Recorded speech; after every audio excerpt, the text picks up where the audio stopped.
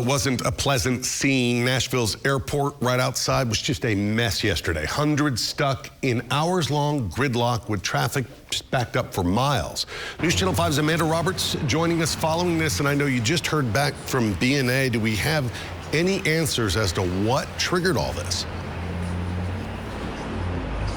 Yeah, Rory, we've heard from BNA within the past hour, and they told us they saw a large number of travelers through BNA yesterday and an unprecedented number of them requesting ride shares. They do tell us they are working on a plan, though, to make sure what we saw yesterday doesn't happen again, in talking with hotels, the convention center, and police as well.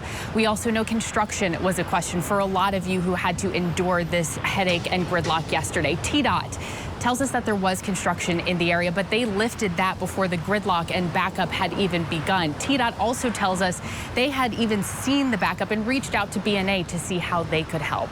Regardless, I spoke to a lot of people here who were stuck for hours yesterday and walked away with a headache at the very least.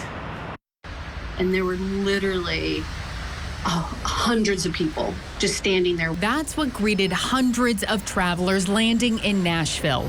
Brake lights, lines of cars, and no movement. Brenda Melendez arrived on the earlier side in the afternoon when gridlock was just getting bad. Nobody's telling us anything. Nobody knows anything.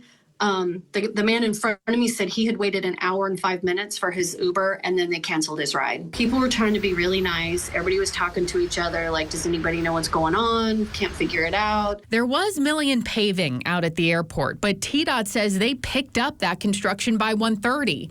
Our phones started ringing about an hour after that about the traffic. It was just a cluster. At 3:36, BNA puts out the alert there's heavy traffic. Then 4 p.m., TDOT says there's a crash on Terminal Drive.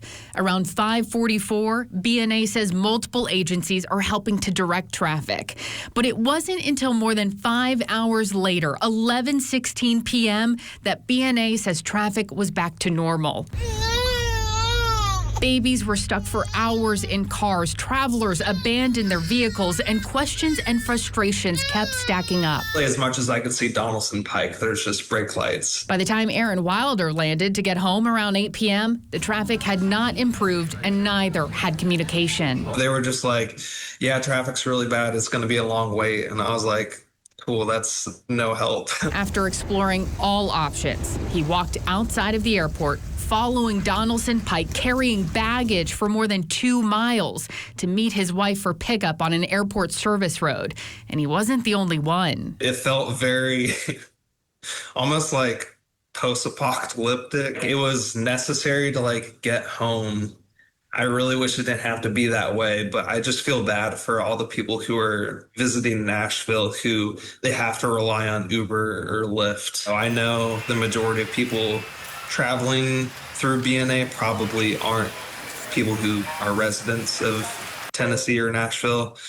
So I just hope that they made it to wherever they were staying safely. Even in the face of enormous frustration, patience, and a bit of Southern hospitality carried the day.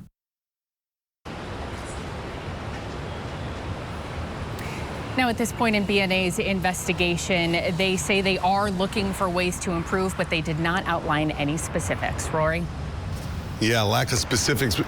The travelers, though, that you spoke with, Amanda, anything specific that they could pinpoint as the problem?